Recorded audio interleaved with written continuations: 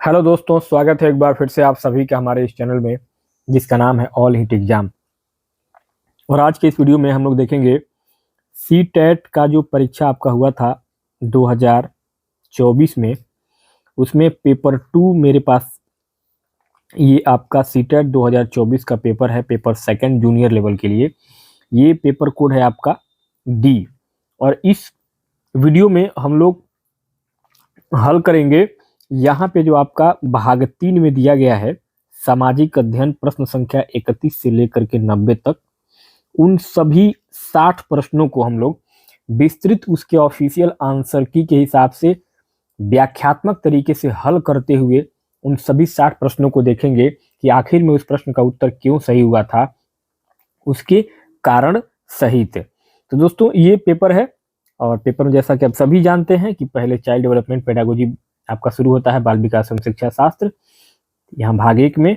तो हमको चलना है सीधे भाग 3 में।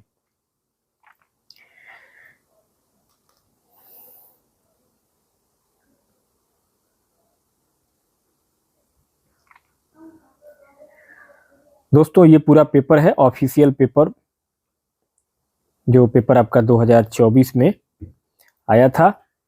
अब इसमें हम लोग अब यहाँ से आपका ये भाग 3 पार्ट 3 सामाजिक अध्ययन एवं सामाजिक विज्ञान के यहाँ से शुरू करेंगे। हम लोग टोटल 60 प्रश्नों को हल करेंगे उसके ऑफिशियल आंसर की के हिसाब से।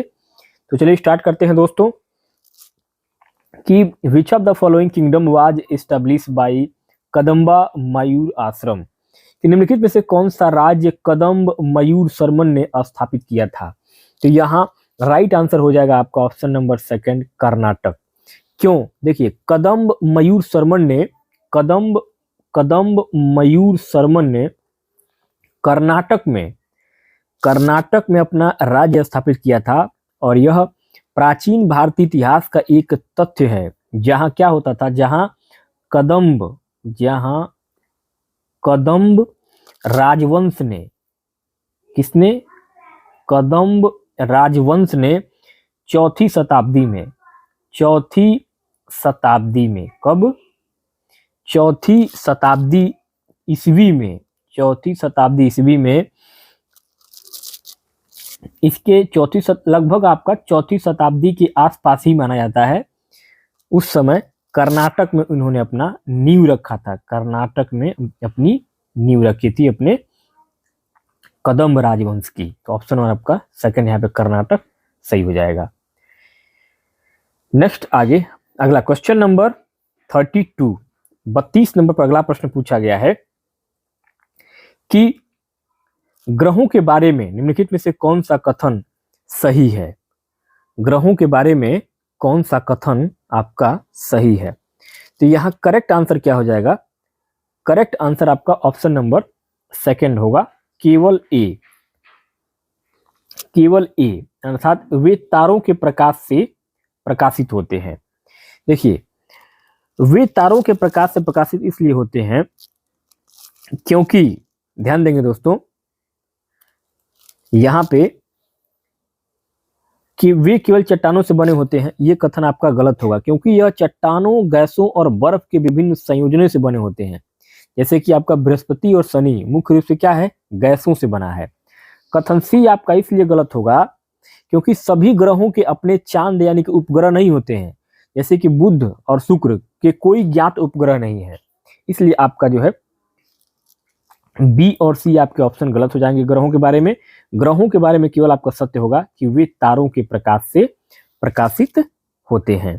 तो यहाँ पे आपका राइट आंसर क्या हो जाएगा? ऑप्शन नंबर 2 केवल ए। चलिए नेक्स्ट आगे अगला क्वेश्चन है, क्वेश्चन नंबर 3 कह रहा है कि पृथ्वी पर जो तापमान के वितरण को प्रभावित करता है वह महत्वपूर्ण कारक कौन सा है। तो पृथ्वी के तापमान को जो प्रभावित करता है वह करता है आपका आपतन अथवा सूर्य से आने वाली विकिरण। क्योंकि पृथ्वी पर तापमान के वितरण को प्रभावित करने वाला सबसे महत्वपूर्ण कारण आपतन यानी कि इंसोलेशन या सूर्य से आने वाली सौर विकिरण होती है।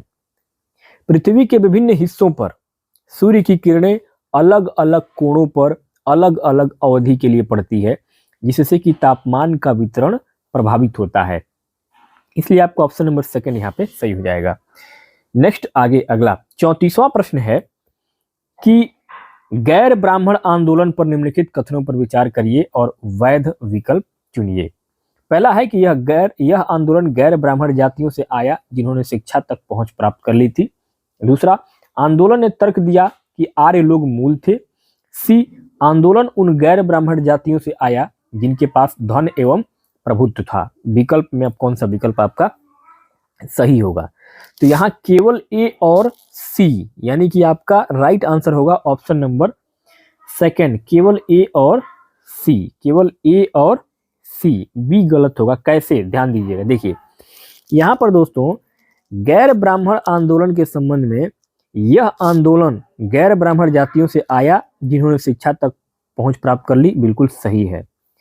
आंदोलन ने तर्क दिया कि आर्य लोग मूल थे, यह कथन गलत क्यों है? देखिए यह तर्क गलत इसलिए है क्योंकि गैर ब्राह्मण आंदोलन ने तर्क दिया कि आर्य विदेशी थे और उन्होंने यहाँ के मूल द्रविड़ लोगों पर शासन किया। यह आपका जो कथन है वो बिल्कुल गलत है। सी आपका जो कथन है वो क्यों सही है? क्योंकि यह आंदोलन उन गैर ब्राह्मण जातियों से आया जिनके पास धन एवं प्रभुत्व था। ये बिल्कुल सही बात है। तो गैर ब्राह्मण आंदोलन पर जो विचार हैं वो आपके ऑप्शन नंबर ए सही है और सी सही है। बी आपका जो है वो कथन गलत है। तो ऑप्शन नंबर आपका सेकंड यहाँ पे करेक्ट और राइट आंसर हो जाएगा। नेक्स्ट आगे अगला क्वेश्चन नंबर 35वां प्रश्न है, निम्नलिखित में से किसने मध्य भारत में चमड़े का काम करने वालों के साथ काम किया तथा सतनामी आंदोलन की शुरुआत भी की थी? तो ये किया था किसने? घासीदास ने। Option number third. घासीदास ने मध्य भारत में चमड़े का काम करने वाले, मध्य भारत में चमड़े के जो काम करते थे वो कौन करते थे? चमार जाति के।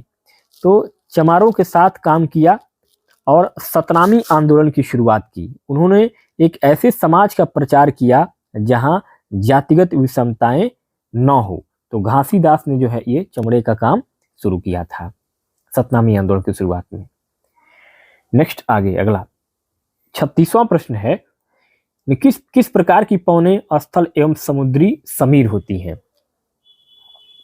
तो यहां जो है आपका राइट आंसर क्या होगा? ऑप्शन नंबर थर्ड, स्थानीय पौने, यानी कि लोकल वाइंड्स। देखिए स्थल समीर जिसको हम लैंड ब्रिज कहते हैं, तो लैंड और सी ब्रिज और समुद्री समीर ये स्थानीय पौने होती हैं। ये छोटे सीमित क्षेत्रों में दिन या रात के विशेष समय पर चलती हैं। तो यहाँ पे ऑप्शन नंबर थर्ड आपका सही हो जाएगा।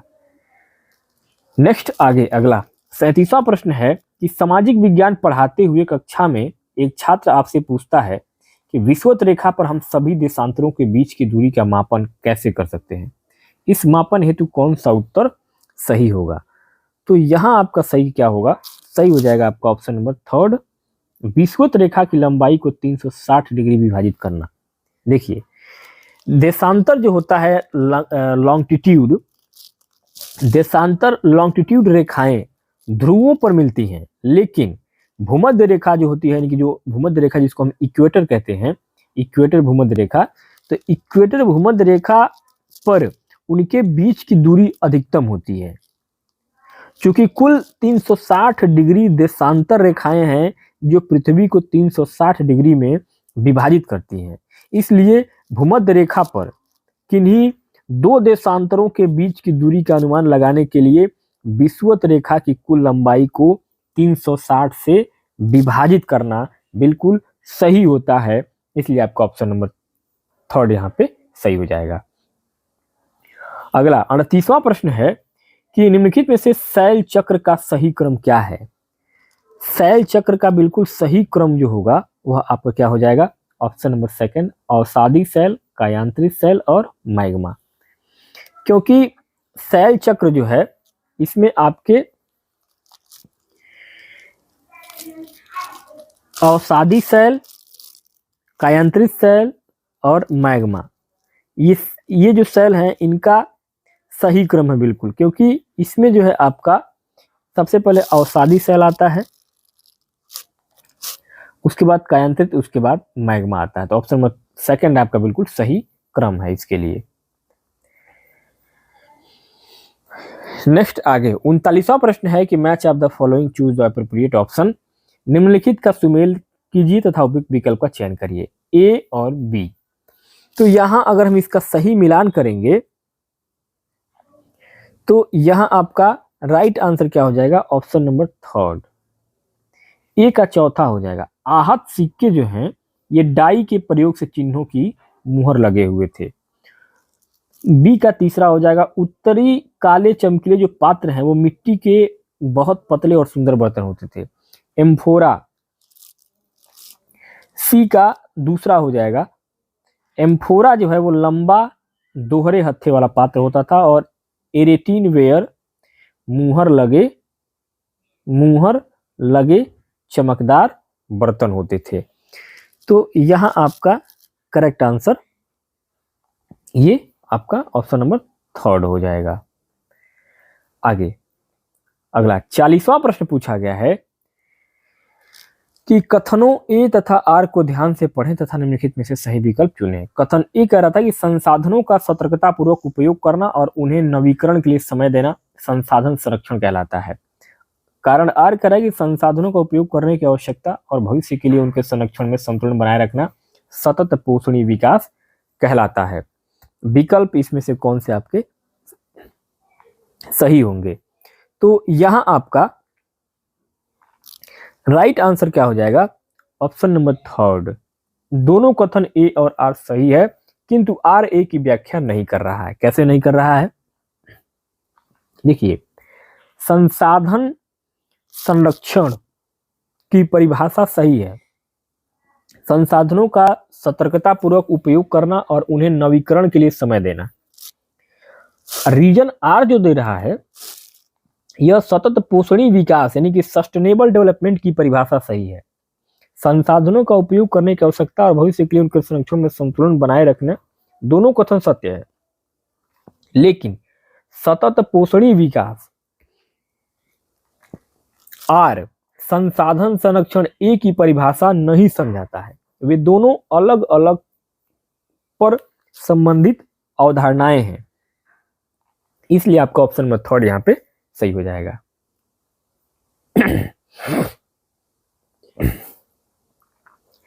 अगला 41वां प्रश्न है, निम्नलिखित में से कौन सा सही नहीं है? कौन सा कथन सही नहीं है?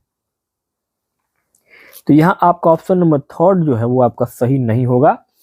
सरकार का समर्थन करने के लिए 1880 में वर्नाक्यूलर प्रेस एक्ट पारित किया गया था। देखिए, यह कथन बिल्कुल गलत है। वर्नाक्यूलर प्रेस एक्ट 1878 में कब हुआ था?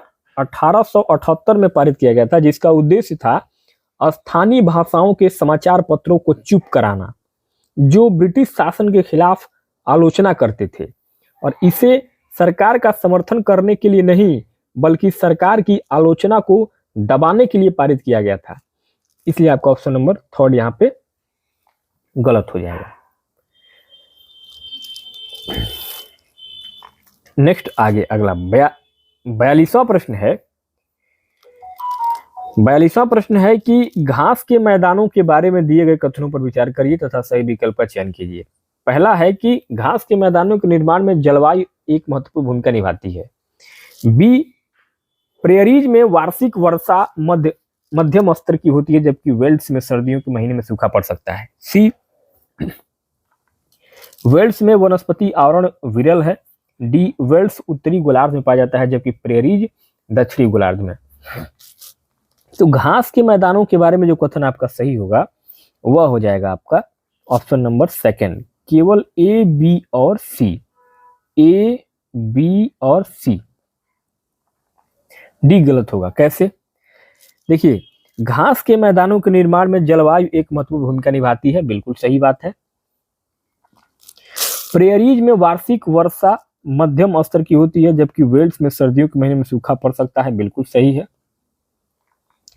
वेल्स में वनस्पति आवरण विरल है, यह भी सही है। लेकिन वेल्स उत्तरी गोलार्ध में नहीं, कहां पाया जाता है? दक्षिणी गोलार्ध में, कहा? दक्षिणी गोलार्ध में, वेल्स अफ्रीका में, कहा? वेल्स दक्षिणी गोलार्ध अफ्रीका में है, जबकि प्रेयरीज उत्तरी गोलार्ध यानी कि उत्तरी अमेरिका में है। इसलिए कथन आपका जो डी है वो गलत हो रहा है। आगे अगला क्वेश्चन है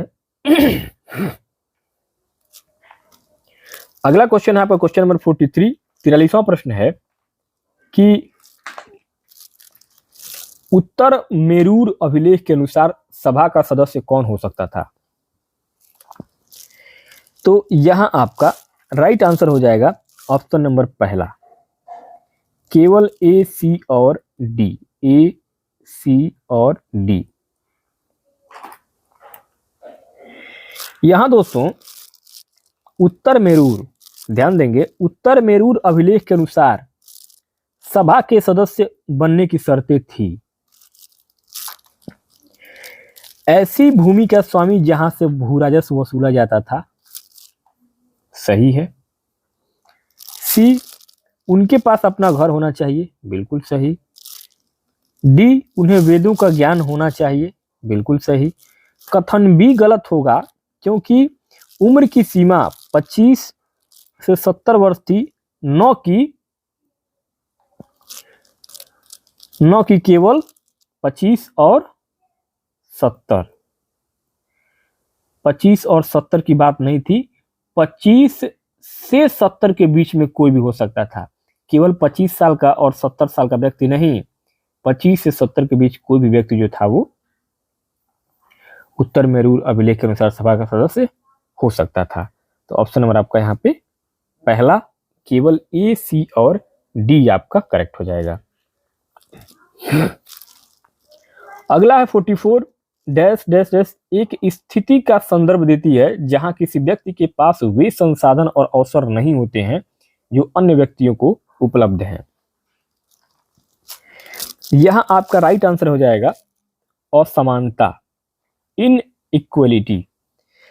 क्यों? क्योंकि एक ऐसी स्थिति जहां किसी व्यक्ति के पास वे संसाधन और अवसर नहीं होते हैं जो अन्य व्यक्तियों को उपलब्ध हैं, उसे हम असमानता यानी कि इनइक्वालिटी कहते हैं। तो ऑप्शन नंबर आपका 4 यहां पे करेक्ट हो जाएगा।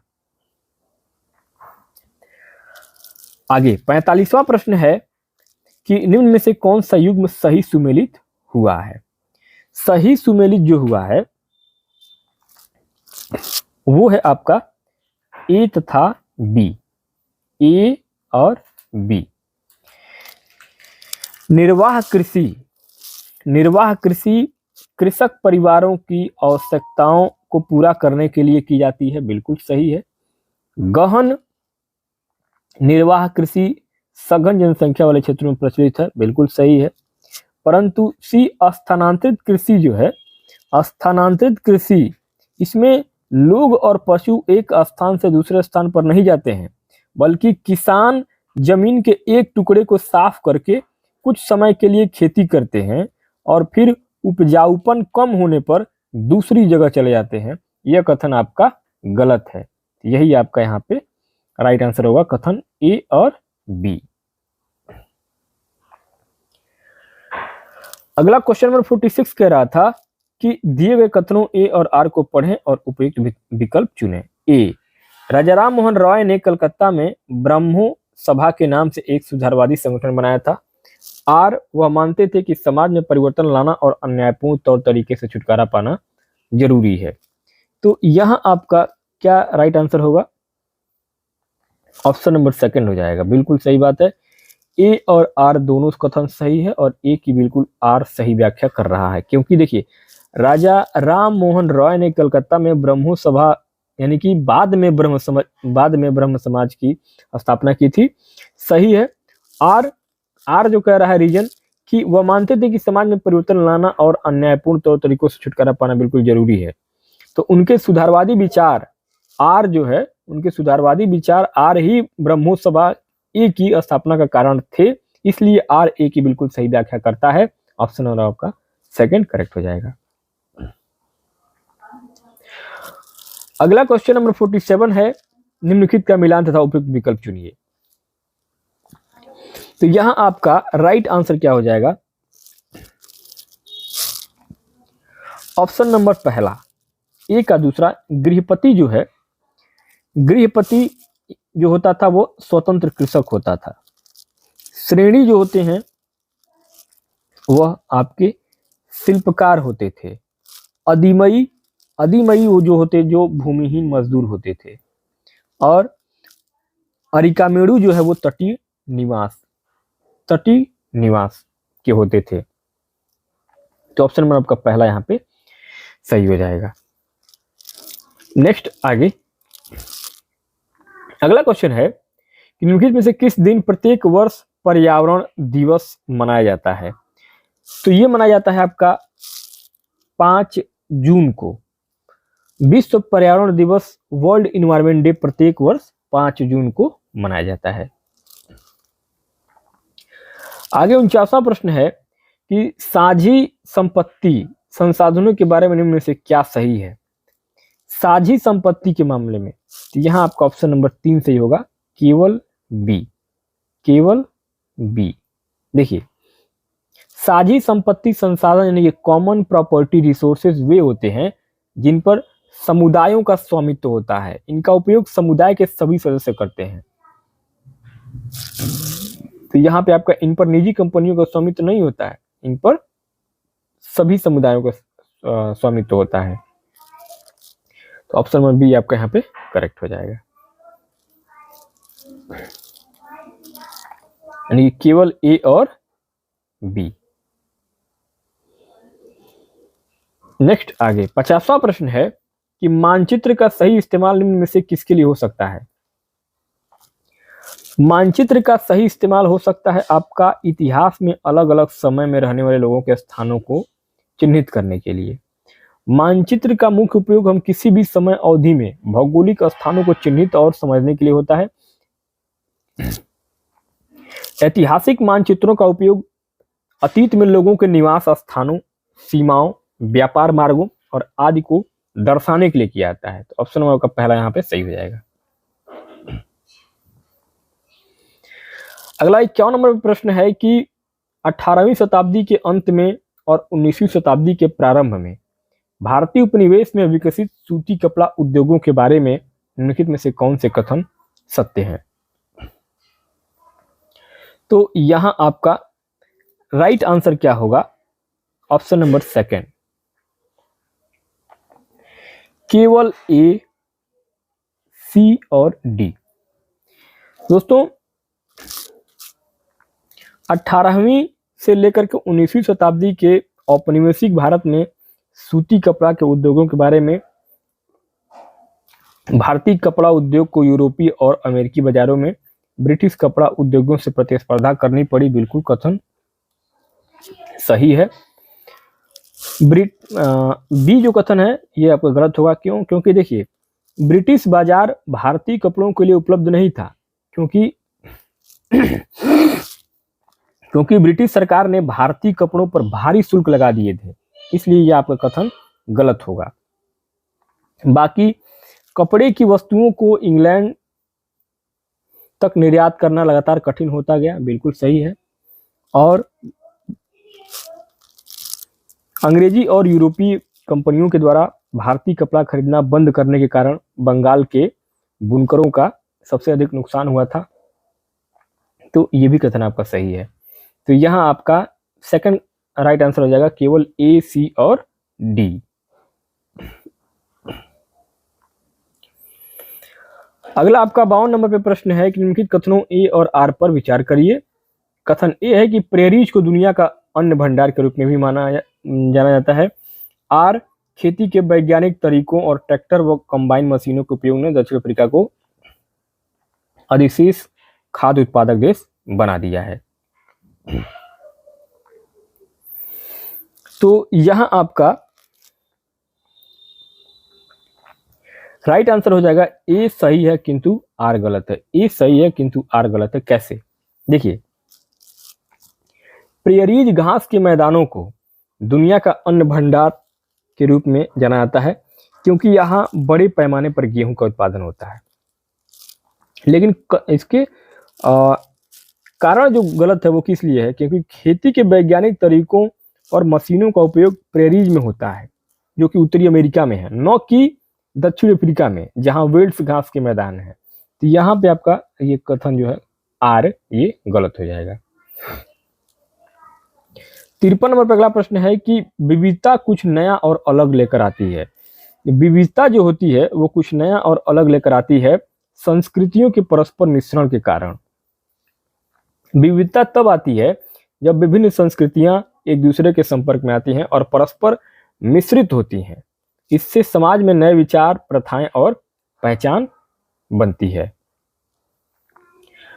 अगला क्वेश्चन है आपका 54 कि भारतीय संविधान द्वारा विधायिका में सीटों तथा सरकारी नौकरियों में आरक्षण दिया गया है। ए, निम्न श्रेणी तथा स्कूल एवं महाविद्यालय परीक्षा में कम अंकों की क्षतिपूर्ति हेतु, क्योंकि इस कारण से लोग प्रतिस्पर्धा करने योग्य नहीं थे। बी, वर्षों के ऐतिहासिक दमन शैक्षणिक वंचिता के क्षतिपूर्ति हेतु। सी, वोट बैंक के रूप में राजनीतिक समर्थन तथा रैली के लिए लोगों को तुष्ट करने के लिए। तो यहां आपका राइट आंसर क्या हो जाएगा? राइट आंसर आपका होगा question number option number B. देखिए, भारतीय संविधान द्वारा आरक्षण दिए जाने का मुख्य उद्देश्य वर्षों के ऐतिहासिक दमन तथा शैक्षणिक वंचिता की क्षतिपूर्ति करना है। इसका उद्देश्य सामाजिक न्याय और समानता सुनिश्चित करना है, न कि खराब अंकों की क्षतिपूर्ति या वोट बैंक के लिए। अगला क्वेश्चन नंबर 55 कह रहा है कि औपनिवेशिक भारत में विभिन्न कला रूपों के संदर्भ में कथन ए और आर को पढ़िए। कथन ए कह रहा था कि औपनिवेशिक शासन में कई तरह के नए कला रूपों और शैलियों तकनीकों का सूत्रपात हुआ। कारण आर, इन्हें भारतीय कलाकारों ने अपने स्थानीय ग्राहकों और बाजार के हिसाब से अपनाकर नई शक्ल दी। तो यहां आपका ऑप्शन नंबर सेकंड करेक्ट होगा। ए और आर दोनों कथन बिल्कुल सही है और ए आर की बिल्कुल सही व्याख्या करता है। क्यों? क्योंकि औपनिवेशिक शासन ने भारत में कई तरह के नए कला रूपों, शैलियों और तकनीकों का सूत्रपात किया और इन नई कला शैलियों को भारतीय कलाकारों ने अपने स्थानीय ग्राहकों और बाजार के हिसाब से अपनाकर नई शक्ल दी। तो यहाँ पे भारतीय कलाकारों द्वारा स्थानीयकरण ही औपनिवेशिक कला रूपों के भारतीय कला में पनपने और अनुकूलन का कारण था। इसलिए आर ए की बिल्कुल सही व्याख्या करता है। तो आपका ऑप्शन नंबर सेकंड ए और आर दोनों सही है और ए की आर जो बिल्कुल सही व्याख्या कर रहा है। आगे 56 नंबर पर प्रश्न पूछा गया है कि निम्नलिखित में से किन कारणों से नवपाषाण युगीन स्थल पुरापाषाण युगीन स्थलों से भिन्न है। तो यहां आपका हो जाएगा केवल 1, 2 और 3। 1, 2 और 3। चौथा आपका गलत होगा। कैसे? देखिए, यहां पे नवपाषाण युगीन पुरापाषाण युगीन स्थलों से इसलिए भिन्न थे क्योंकि यहाँ ओखली और मूसल का प्रयोग अनाज को पीसने के लिए किया जाता था। बिल्कुल सही बात है। बर्तनों का प्रयोग खाना बनाने के लिए किया जाता था। ये भी सही है। विभिन्न प्रकार की चीजों से कपड़े बुने जाते थे। ये भी सही है। पत्थर के औजारों का प्रयोग आरंभ नहीं हुआ। पत्थर के औजारों का प्रयोग आरंभ तो पूरा पाषाण काल में ही हो गया था। नवपाषाण काल में ये औजार ज्यादा पॉलिशदार बनते थे। तो यहाँ पे आपका ये कथन गलत हो जाएगा। तो यानी कि केवल आपका 1, 2 और 3 कथन सही हो जाएगा। अगला आपका 57वां प्रश्न है कि 19वीं शताब्दी के अंत तक लोहे के प्रगलन की कला का पतन हो गया और अधिकांश गांव में भट्टियां अनुपयोगित हो गईं। कारण आर, लोहा प्रगालक को जंगल विभाग को एक उच्च कर का भुगतान करना पड़ता था जिसने उनकी आय कम कर दी थी। तो यहाँ आपका करेक्ट आंसर हो जाएगा ऑप्शन नंबर सेकंड। ए और आर दोनों बिल्कुल सही है और ए आर की बिल्कुल सही व्याख्या करता है। क्योंकि 19वीं शताब्दी के अंत तक लोहे के प्रगलन की कला का पतन हो गया और भट्टियां अनुपयोगित हो गई। बिल्कुल सही है। लोहे प्रगलकों को जंगल विभाग को एक उच्च कर का भुगतान करना पड़ता था जिसने उनकी आय कम कर दी, जिससे यह कला समाप्त हो गई। सही है। और उच्च कर ही लोहे के प्रगलन की कला के पतन का मुख्य कारण था। इसलिए आर ए की बिल्कुल सही व्याख्या करता है। तो ऑप्शन नंबर आपका सेकंड यहाँ पे सही हो जाएगा। आगे 58 नंबर पे प्रश्न है कि निम्नलिखित में से कौन स्थानीय शासन का चुना हुआ सदस्य होता था। तो ये होते हैं आपके ए, बी और डी। वार्ड पंच चुने जाते हैं स्थानीय शासन के द्वारा, सरपंच चुने जाते हैं और वार्ड पार्षद चुने जाते हैं। लेकिन सचिव जो है, सचिव ये चुने नहीं जाते हैं, ये क्या होते हैं, ये नियुक्त होते हैं। तो यहाँ पे आपका ऑप्शन नंबर पहला जो है वो करेक्ट हो जाएगा। अगला 59 नंबर पे प्रश्न है, निम्नलिखित में से किस तारीख को गांधी जी ने भारतीय लोगों को रॉलेट एक्ट के अहिंसक विरोध का दिन मनाने को कहा था? तो ये कहा था 6 अप्रैल 1919, option number second. Gandhi ji ने रॉलेट एक्ट के अहिंसक विरोध का दिन 6 अप्रैल 1919 को मनाने के लिए कहा था। अगला है कि जब ग्रीनविच पर 1 डिग्री अपराह्न का समय होगा तब ग्रीनविच के 60 डिग्री पश्चिम तथा 60 डिग्री पूर्व में क्या समय होगा? यहां होगा आपका 9 पूर्वाह्न तथा 5 अपराह्न, यानी कि 9 AM और 5 PM, क्योंकि लगभग 4 घंटे का अंतर होता है।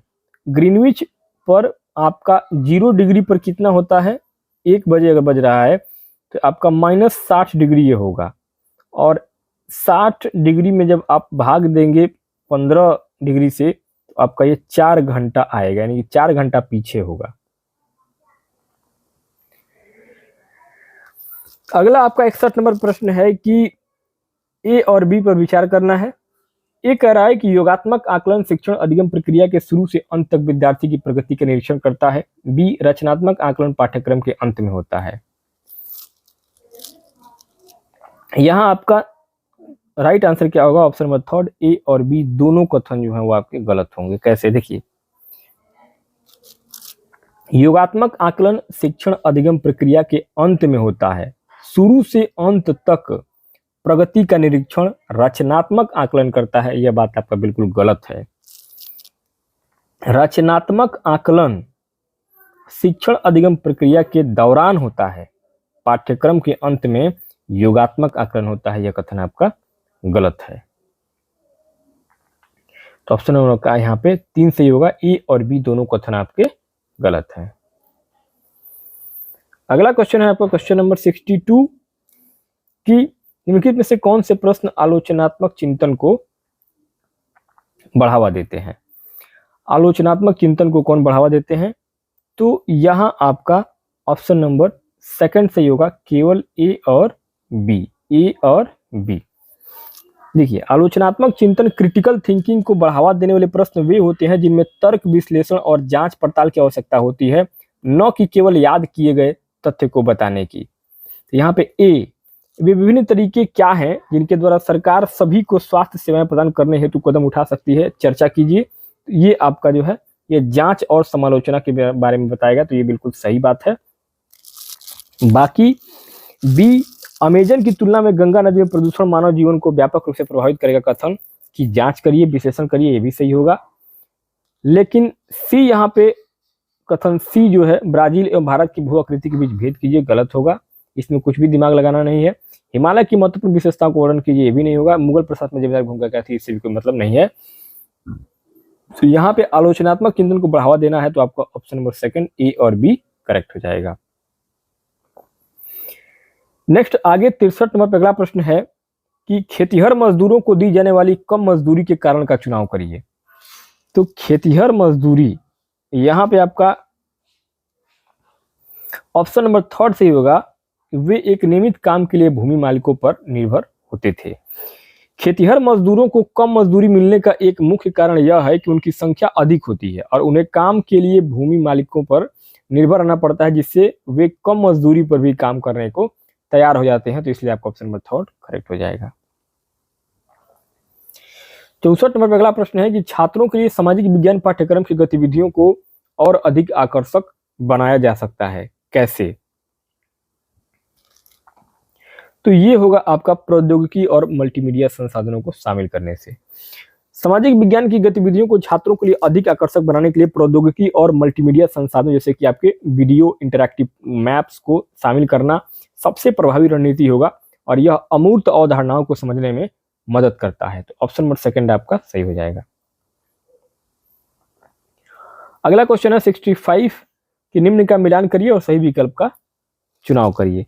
तो यहां आपका करेक्ट आंसर हो जाएगा ऑप्शन नंबर सेकंड, अर्थात विवरण चार्ट जो है ये एक ऐतिहासिक विकास को दर्शाता है।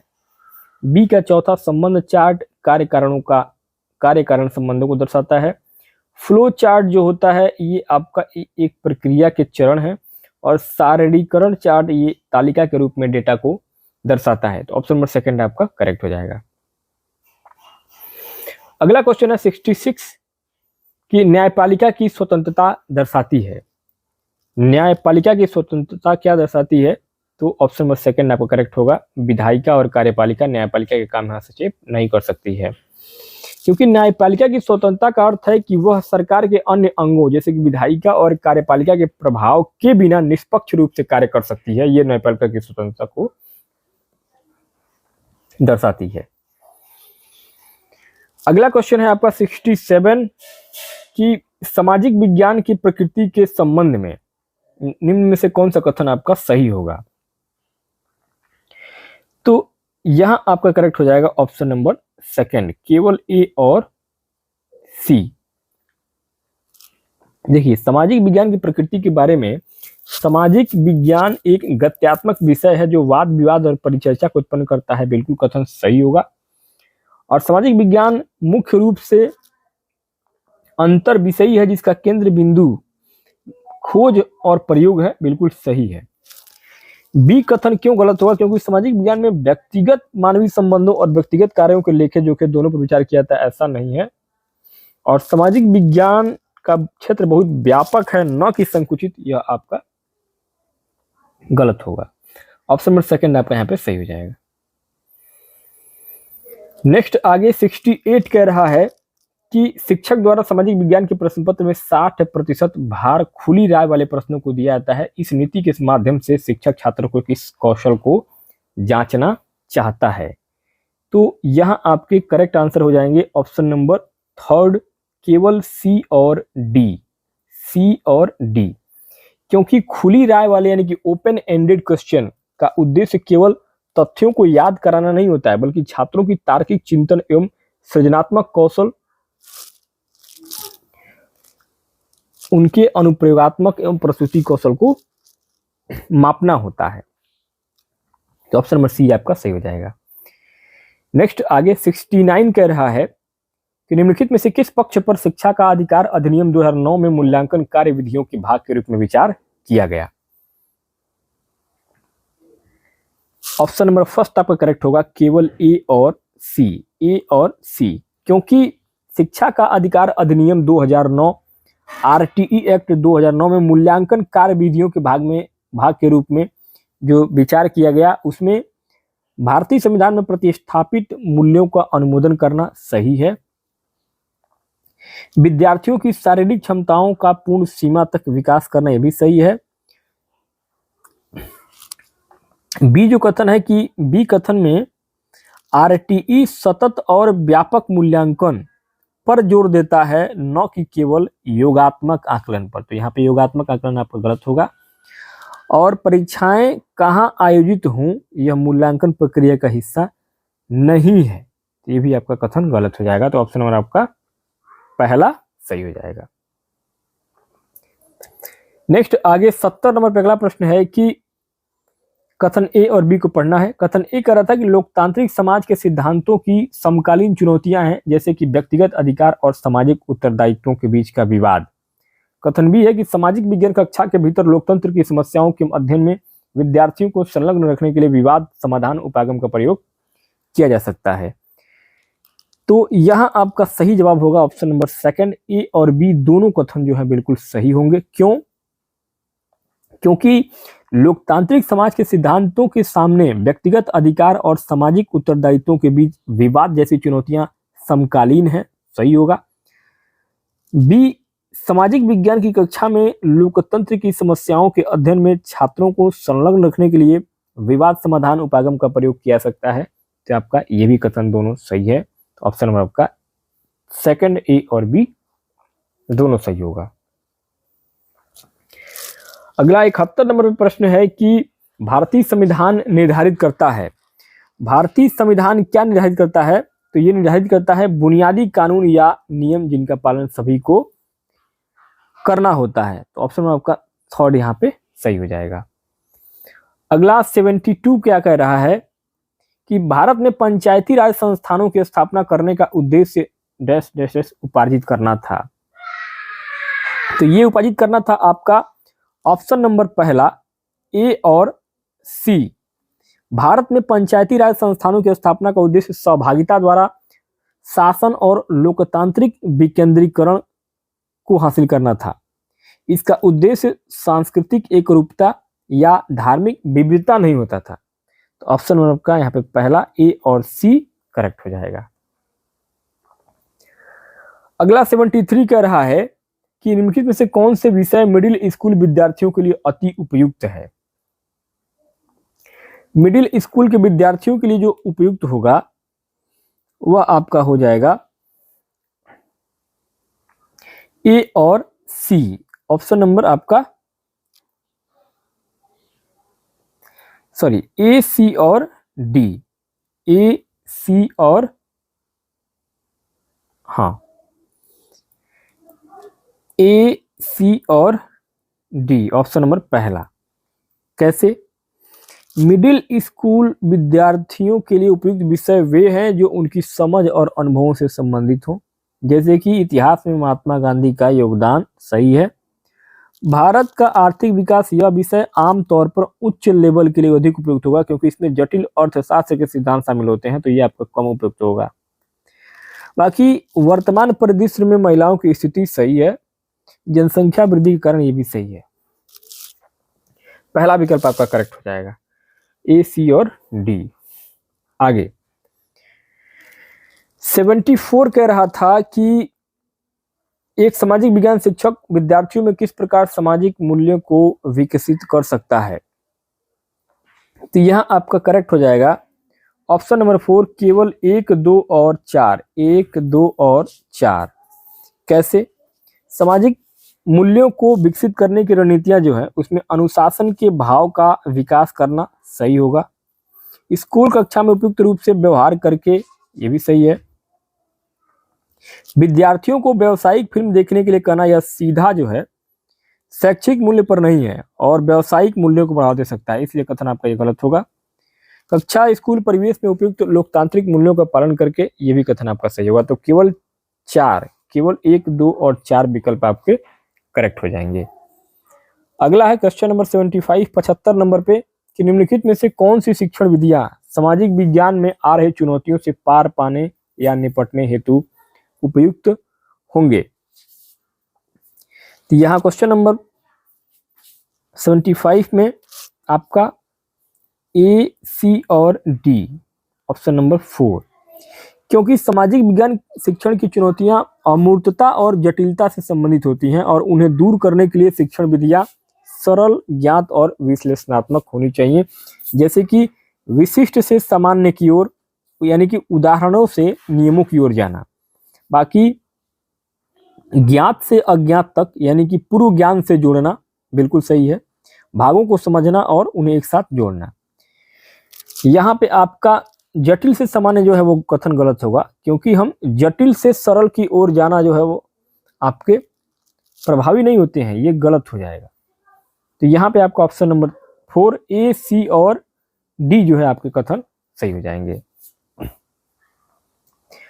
अगला क्वेश्चन है 76 की सामाजिक विज्ञान कक्षा में शिक्षण में द्वंदात्मक उपागम के प्रयोग से क्या तात्पर्य होगा? तो द्वंदात्मक में क्या होता है? सेकंड ऑप्शन आपका करेक्ट हो जाएगा। द्वंदात्मक उपागम, जिसको डायलेक्टिक अप्रोच, शिक्षण में प्रश्नोत्तर, चर्चा और बहस के माध्यम से ज्ञान निर्माण पर जोर देता है और यह शिक्षक और विद्यार्थी के बीच एक वार्ता, यानी कि एक डायलॉग को ज्ञान निर्माण का मुख्य तरीका मानता है।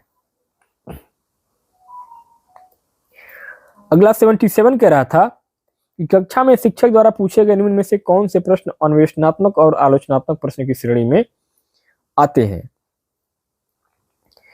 तो यहां जो आएगा वो आपका क्या सूर्य एक तारा है और क्यों है, और उत्तरी मैदान में अधिक जनसंख्या निवास क्यों करती है। क्योंकि अन्वेषणात्मक यानी कि एक्सप्लोरेटरी और आलोचनात्मक यानी क्रिटिकल प्रश्न वे होते हैं जिनके उत्तर खोजने के लिए कारण, जांच या विश्लेषण की आवश्यकता होती है। यहां हिमालय के सबसे दक्षिणी भाग को क्या कहा जाता है, यह तथ्य आधारित क्वेश्चन है, तो यह आपका गलत हो जाएगा। क्या सूर्य एक तारा है और क्यों, कारण पूछ रहा है, इसलिए ये आपका सही होगा। उत्तरी मैदान में अधिक जनसंख्या निवास क्यों करती है, कारण और विश्लेषण मांग रहा है, तो ये भी सही होगा। बाकी पाक जल संधि किन दो देशों के बीच है, यह तथ्य आधारित है, तो ये भी आपका कथन गलत होगा। तो बी और सी ऑप्शन नंबर सेकंड आपका सही हो जाएगा। नेक्स्ट आगे 78 नंबर पे अगला प्रश्न पूछा गया है कि छोटी कार्यशालाएं और कारखाने अनियमित श्रमिकों को रोजगार देने में तरजीह देते हैं, क्यों देते हैं। क्योंकि ये आपके उन्हें बिना किसी पूर्व नोटिस के नौकरी से निकाला सकता है और उन्हें न्यूनतम संभावित वेतन दिया सकता है। छोटी कार्यशालाएं अनियमित श्रमिकों को इसलिए रोजगार देती हैं क्योंकि उन्हें बिना किसी पूर्व नोटिस के नौकरी से कभी भी निकाल सकते हैं और उन्हें कम से कम सैलरी पे रखा जाता है, इसीलिए जो है आपका ऑप्शन नंबर थर्ड करेक्ट हो जाएगा। 79 कह रहा था कि नेल्सन मंडेला ने कैद के 28 वर्ष हजारों अश्वेत लोगों के साथ बिताए, किस वजह से, तो रंग भेद का विरोध करने और अलगाव की नीतियों के खिलाफ संघर्ष करने के लिए। नेल्सन मंडेला को दक्षिण अफ्रीका में रंग भेद का विरोध करने और अलगाव की नीतियों के खिलाफ संघर्ष करने के लिए 28 साल जेल में बिताने पड़े थे। अगला क्वेश्चन है कि ग्राम सभा के बारे में निम्न में से कौन सा कथन गलत है। ग्राम सभा के बारे में कथन जो गलत होगा वो आपका ऑप्शन नंबर थर्ड, क्योंकि ग्राम सभा के सचिव के संबंध में कथन गलत है। ग्राम सभा का सचिव निर्वाचित नहीं बल्कि नियुक्त होता है, तो यहाँ पे आपका ऑप्शन नंबर थर्ड करेक्ट हो जाएगा। 81 कह रहा था कि 19वीं शताब्दी के दौरान आधुनिक आदिवासी इतिहास में कौन सा धर्म एक बहुत ही महत्वपूर्ण धर्म के रूप में उभरा था, तो ये उभरा था आपका ईसाई धर्म। 19वीं शताब्दी के दौरान ईसाई धर्म आधुनिक आदिवासी इतिहास में एक बहुत ही महत्वपूर्ण धर्म के रूप में उभरा, खास करके मिशनरी गतिविधियों के कारण। ऑप्शन नंबर थर्ड आपका करेक्ट हो जाएगा। नेक्स्ट आगे 82 नंबर पर अगला प्रश्न है कि कथन ए 1909 में बने गवर्नमेंट ऑफ इंडिया एक्ट ने कुछ हद तक भारत में निर्वाचित प्रतिनिधित्व की व्यवस्था को मंजूरी दी थी। बी 1909 के गवर्नमेंट ऑफ इंडिया एक्ट द्वारा सभी वयस्कों को वोट डालने का अधिकार दिया गया था, तो यहाँ पे करेक्ट आंसर हो जाएगा ऑप्शन नंबर सेकंड केवल ए। Government of India Act 1909 Morley Minto सुधार ने कुछ हद तक निर्वाचित प्रतिनिधित्व की व्यवस्था को मंजूरी दी थी, यह कथन सही है, लेकिन इस अधिनियम के द्वारा सभी वयस्कों को वोट डालने का अधिकार नहीं दिया गया था, यह अधिकार सीमित था, तो ऑप्शन नंबर सेकंड आपका केवल ए करेक्ट हो जाएगा। आगे क्वेश्चन नंबर 83 नंबर पर अगला प्रश्न पूछा गया है कि सामाजिक विज्ञान में समालोचनात्मक सोच महत्वपूर्ण है, क्यों महत्वपूर्ण है, क्योंकि यह आपका डी और ई ये दो कथन आपके सही होंगे, तो डी और ई यानी ऑप्शन नंबर पहला आपका करेक्ट हो जाएगा। देखिए सामाजिक विज्ञान में समालोचनात्मक सोच क्रिटिकल थिंकिंग महत्वपूर्ण है क्योंकि यह छात्रों को उच्च स्तरीय सोच के लिए तैयार करती है और यह समस्या समाधान करने की क्षमता को प्रोत्साहित करती है, तो यहाँ आपका जो है केवल डी और ई जो क्वेश्चन है वो आपका समालोचनात्मक सोच में महत्वपूर्ण भूमिका निभाएगा, तो ऑप्शन नंबर पहला आपका करेक्ट हो जाएगा। 84 नंबर पर अगला प्रश्न है कि भारतीय राज्यों और केंद्र शासित प्रदेशों में निर्धनता की प्रवृत्तियां एवं उनके तुलनात्मक अध्ययन को समझाने हेतु सर्वोत्तम शिक्षण अधिगम प्रणाली कौन सी होगी, तो ये होगा आपका द्वितीयक आंकड़ों का विश्लेषण, ऑप्शन नंबर 4। क्यों, सब भारतीय राज्यों और केंद्र शासित प्रदेशों में निर्धनता की प्रवृत्तियों एवं उनके तुलनात्मक अध्ययनों को समझने के लिए द्वितीयक आंकड़ों सेकेंडरी डेटा एनालिसिस सबसे उपयुक्त शिक्षण अधिगम प्रणाली होगी। इसमें सरकारी रिपोर्ट, सर्वेक्षण डेटा जैसे कि आपके एनएसएसओ और आर्थिक आंकड़ों की जांच भी इसमें आपको शामिल मिल जाएगी। अगला 85 नंबर पे प्रश्न है कि निम्नलिखित में से कौन से प्रश्न संज्ञानात्मक क्षमताओं के मूल्यांकन के पक्ष को आंकते हैं। तो यहां आपका करेक्ट हो जाएगा question number option number 4 A B C और डी। बी सी और डी ये गलत होगा। कैसे? संज्ञानात्मक क्षमताओं के मूल्यांकन पक्ष को आंकने वाले प्रश्न वे होते हैं जिनमें तर्क देना, जांच करना, राय को व्यक्त करना या औचित्य सिद्ध करना शामिल होता है। साक्ष्यों सहित कथन की जांच करिए, बिल्कुल आपका सही होगा। क्या आप इस कथन से सहमत हैं? व्याख्या कीजिए। ये आपके सही है, ये भी सही है। और महत्वपूर्ण विशेषताओं का वर्णन कीजिए, ये भी सही है। साथ ही 1991 के उत्तरार्ध में भारत में गरीबी में कथन का औचित्य सिद्ध कीजिए, ये भी सही है। तो यहाँ संज्ञानात्मक क्षमताओं के मूल्यांकन के पक्ष को जो आंकता है वो आपका बी, सी और डी आंकता है। तो ऑप्शन नंबर 4 आपका सही हो जाएगा। अगला 86 कह रहा है कि शिक्षिका अपनी कक्षा के बच्चों को 4 समूह में विभाजित करके जल के स्रोतों के नाम लिखने को देती है और उसके बाद प्रत्येक समूह से जल के स्रोतों पर चर्चा कराती है। पाठ्य योजना के 5 ई उपागम के तहत वह निम्न में से कौन सा सबसे पहले प्रयास करेगी। तो यहाँ आपका सही हो जाएगा ऑप्शन नंबर पहला, संलग्न करना। 5 ई उपागम का पहला चरण होता है इंगेज करना, यानी संलग्न करना होता है। और इस चरण में शिक्षिका छात्रों को जल के स्रोतों के नाम लिखने को दे करके और उन पर चर्चा कराकर विषय में उनकी रुचि पैदा करने और पूर्व ज्ञान को सक्रिय करने का प्रयास कर रही है। तो ऑप्शन में आपका पहला यहाँ पे संलग्न करना, इंगेज करना करेक्ट हो जाएगा। अगला है, एक शिक्षिका चाहती है कि छात्र ग्राम पंचायत जैसे सरकारी निकायों के कामकाज को समझें। निम्नलिखित में से कौन सा आंकड़े संग्रहण का स्रोत, प्रत्यक्ष और प्रमाणिक जानकारी प्रदान करेगा। तो यहां आपका सही हो जाएगा अध्ययन यात्रा। ग्राम पंचायत जैसे सरकारी निकायों के कामकाज की प्रत्यक्ष, फर्स्ट हैंड और प्रमाणिक जानकारी प्राप्त करने के लिए सबसे अच्छा स्रोत क्षेत्र भ्रमण यानी कि फील्ड ट्रिप या अध्ययन यात्रा होगा। इससे छात्र वास्तविक कार्य प्रणाली को सीधे देखेंगे और समझ सकते हैं। तो ऑप्शन नंबर 3 आपका सही हो जाएगा। नेक्स्ट आगे 88 कह रहा था कि एक धारणा की विज्ञान के लिए एक तकनीकी दिमाग की आवश्यकता होती है और लड़कियां तथा महिलाएं तकनीकी चीजों से निपटने में सक्षम नहीं है। यह दर्शाता है, यह आपका दर्शाता है रूढ़िबद्ध धारणा को, क्योंकि यह धारणा कि विज्ञान के लिए तकनीकी दिमाग की आवश्यकता होती है और लड़कियां तकनीकी चीजों से निपटने में सक्षम नहीं है, एक रूढ़िबद्ध स्टीरियोटाइप को दर्शाती है। ऑप्शन नंबर आपका सेकंड सही हो जाएगा। 89 कह रहा है कि एक क्षेत्रीय भ्रमण के लिए विद्यार्थियों में किस कौशल को पहले विकसित करना चाहिए। अवलोकन कौशल, ऑप्शन नंबर 3।